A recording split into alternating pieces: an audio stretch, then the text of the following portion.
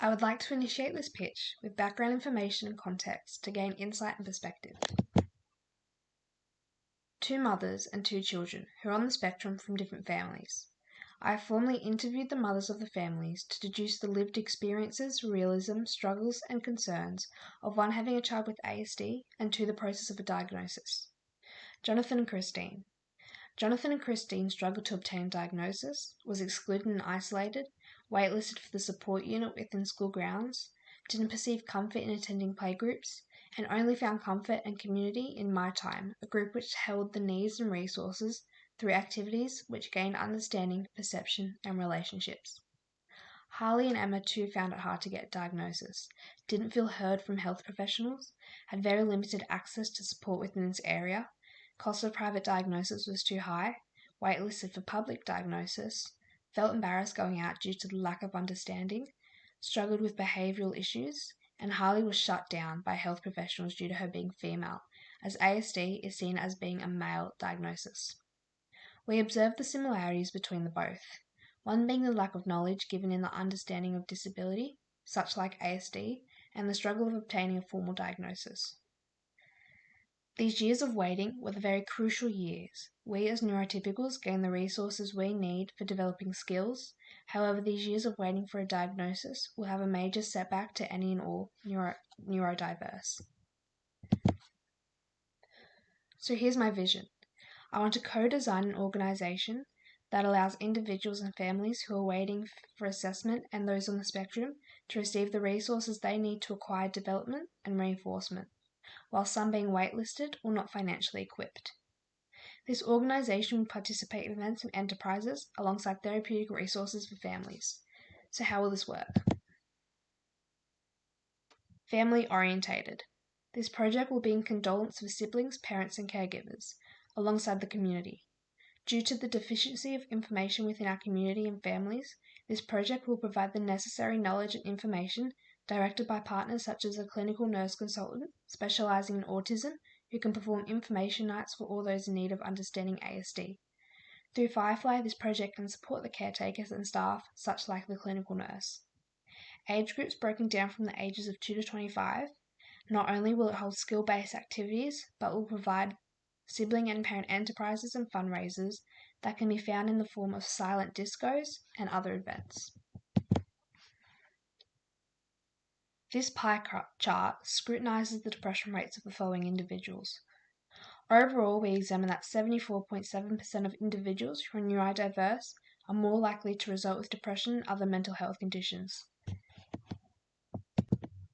Depression for people on the spectrum can amplify autistic traits, meaning people with ASD and depression can lead to social abolition, change in interests, self-injury, fatigue, restlessness, and overall loss of control.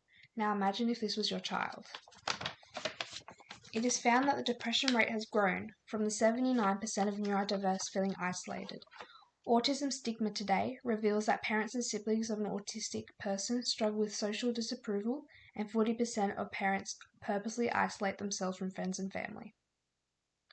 Therefore, my purpose will be minimalising the negative health rates for those who account with ASD, supporting the family of one who is neurodiverse with the right information and support, alongside providing the care and understanding for all those who are undiagnosed and whose shortfall of NDIS.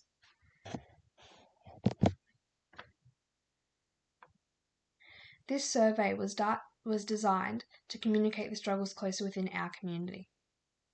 We distinguished that just over half of the 19 people surveyed feel comfort in their own home, however under halfway when it comes to the school and community. That's 8 individuals sometimes finding themselves supported, however on most occasions get stared at or judged. 7 individuals come to the occasional laugh or poke. 6 individuals who leave to go home and sometimes feel support and understood. 4 individuals aren't seeking the support in the school grounds. 4 individuals aren't seeking the support in the community. And sadly, 1 individual who can't find the support in the place they spend the majority of their life in. So what makes my project different? There'll be no need for NDIS, but can still access resources and skills. We'll include information classes from clinical nurse specialising in autism research. Family-orientated sibling and young care enterprises will not just include services that can be provided from programs like NOAA's, but will include activities, depending on age group, pushes the limit with age, and is a neurodivergent focus. So what do I need and what do I already have? I'm hoping to reach a grant of $5,000 with your help. Developing a team. This project can be in kind with Firefly, Bright Lives, NOAA's, and whoever wants to be involved, who can thoroughly help. Therefore, I invite you to make a difference. The grant will go towards catering, excursions, funding the team, staff, and space. I'd feel the utmost privilege if we can utilise NOAA's building between the hours of 5 to 8 on weekdays, alongside weekends, and the Uniting Church of Bay and Basin. Approval and popularity, which we know is covered through attendance tracking, including baseline measures, yearly checks, and most probably through surveys. We have time, advocacy, and I hopefully have covered the missing aspects of the community shown through the survey data and interviewees.